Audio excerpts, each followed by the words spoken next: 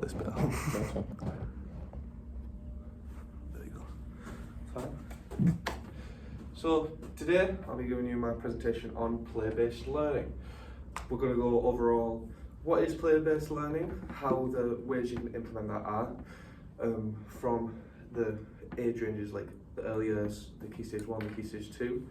We're also going to go over the national curriculum for kids in those Key Stage 1, those Key Stage 2, for how active they should be. And also then we're going to go over some barriers for play-based learning, and then I'm going to apply that to my practice. I'm currently in placement at Cabram Primary School in South Bank. I'm going to show you an infographic I made that displays my school's barriers, and some ways I believe that some interventions could be put in to fix those, or at least help. Yeah. Now, first of all, what is play-based learning? So, EEF, they define play-based learning as the being solitary or social and involving a combination of cognitive and physical elements. So the main thing as well is where it takes place. It takes place obviously in school. It can take an indoor, like a PE lesson as such, outdoor when they've got break time, or like one of the most important ones is after school, like when they go home, what they're doing out of the school environment, because they have their set times that they have for physical activity as a whole, but also they're only in school a certain amount of hours. They're at home more, and what the parents and whoever their carers may be do with that time will very much determine the development of a child's the child's development. So still on what is play-based learning, there's a sort of spectrum that goes on with play-based learning. It has the strands of like one very far to the left, one very far to the right. So first of all, we're going to start on the left. It's got free play. Now this is where the kids have the most control with what they want to do. They're all initiated by the child. The adults do have a role in planning, creating learning opportunities and providing resources and materials to support the learning, but is directed by the kids. The kids go forward. The kids, they, again, off that initial, here's some toys that may be learning, whether it's blocks and what holes to put them into. This is the main one for kids to develop themselves. Like in early years, kids' brains are firing 1,000 neurons per second. I think it was. I thought it was on UNICEF. I saw, and play-based learning allows them to go and explore such facets that you can't do just as an adult. In the middle of the spectrum is guided play. So this is where there's a bit more about involvement. A child might be playing and an adult may notice a learning opportunity. As a result, prompt them into discussion. So they're not fully directing them on what to do, but they're saying, oh, why don't you talk about this? Or move them on from one topic that they think they've discussed enough to move on to a different one.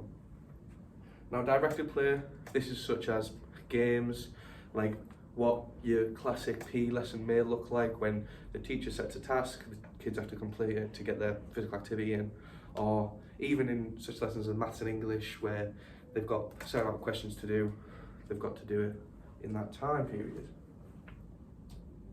I literally just thought you'd have been out on stream with your laptop. I don't know, I'll say I was all like, he did it for France. Like Sean was like, record this, send it to me, and I was like, Fran, really sorry, it just won't let me. Ready to go then, yeah? Yeah. Let's go. Now this one, national curriculum, and it's aims on some attainment targets that are given to the schools when it's done for. So it aims to ensure all pupils increase competence to excel in a vast variety of bodily activities. They make sure the kids are active for sustained durations of time, have interaction with and in competitive sports and activities, and lead healthy, lively lives. Now, as you see this, most of it, again, assumed through school-wise, as it allows them, the clubs, to go playing, I know Sainsbury's sponsor a sports tournament that I used to play when I was in school, but mainly they lead healthy, lively lives. a tongue twister. This is informing them about ways to do it outside of school. So whether they have come in and give them food whilst in school dinner that is nutritional and informs them and sends off infographics or something to the parents to keep them like that. And also encouraging the parents to send them to some sort of out of school club, whether it's football, gymnastics, anything that gets them and keeps them sort of active, rather than just sticking them in front of an iPad for those extra 12 hours that they're not at school. Our attainment targets is that the pupils are required to know, apply and comprehend the concepts, abilities and procedures outlined in the permanent study plan at the conclusion of each key stage. So again, this is going to move into the key stage part where it goes into specifics about what bodily activities they should be able to do, such as jumping, catching, running, and if they should master that or not. We'll move on to the next one, which is the Key Stage 1 aims. Now, each key stage, like I said, also has the specific targets and aims to help monitor the pupil's development. Developing balance, agility and coordination. Now, these are the sort of higher motor skills that at Key Stage 2 levels you're going to see them mastering a bit more, but in Key Stage 1 it's just that further development. The second one is the mastering fundamental movements like running, jumping, throwing and catching. You want to play team games and learn basic strategies for attacking and defending, and dance by following basic movement patterns.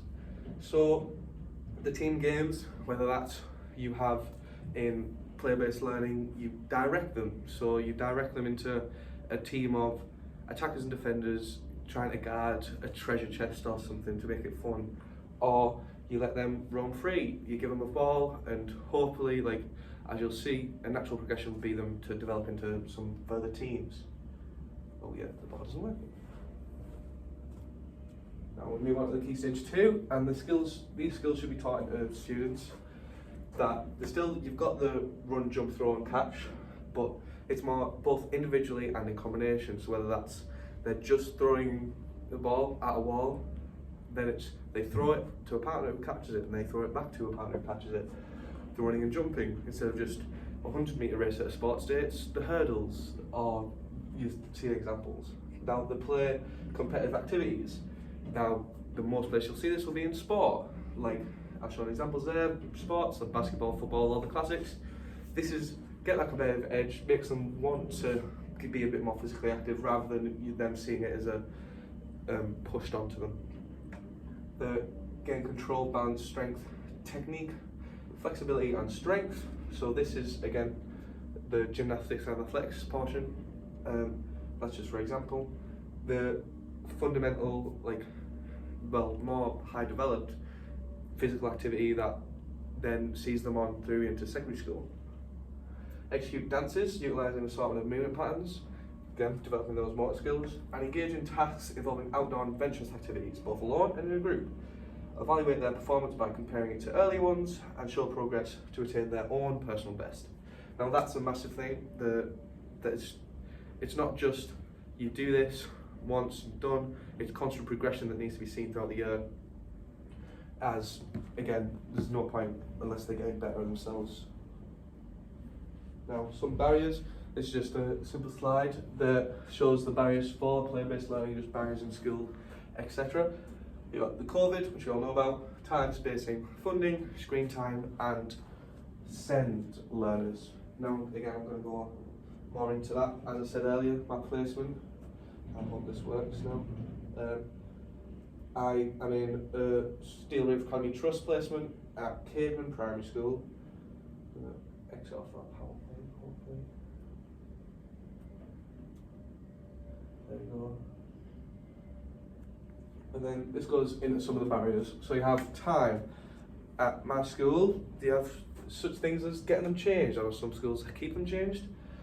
And then you have getting in the hall, set of equipment, and getting ready for the next lesson after. It's, again, simple barriers. You have COVID, lack of development. Space, very small hall, and you've got to understand what to do with it. SEND learners, some kids need additional support.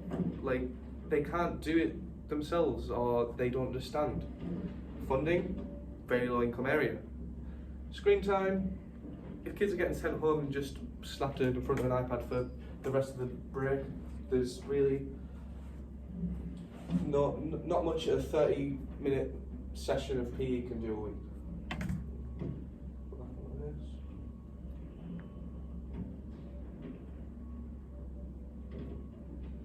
Now, just to conclude, it has, the player-based learning as a whole, we went over it. So it has those 3 sectors, and it's really that getting them to have fun whilst playing, as then it doesn't seem as much as a chore. You can guide their development in such a way, or you can allow them to develop themselves. The national curriculums, so how much they should be active, and what you want them to achieve whilst being active. They're not just running around for the sake of running around. The individual Key Stage 1 and Key Stage 2 aims, so whether that's developing their coordination and functional movement, or in the further levels where it's, again, then developing that strength, that more further stuff to get them across into secondary school. And then some barriers to play-based learning, the COVID, the time, and the time is a really big one because, like I said, in my placement, it is a 45-minute slot that gets cut down to about half an hour because they don't have staff to set up the hall whilst the actual PE teacher has to take the kids and get them changed. Like, really big issue that I've been trying to help with by setting up the hall for the PE teacher whilst he's getting all the kids changed. But again, another one for time that I thought was that they have, well, hopefully they offer additional opportunities for the kids, like after school clubs, whether it's a basketball one or football. Any questions? Or are we good?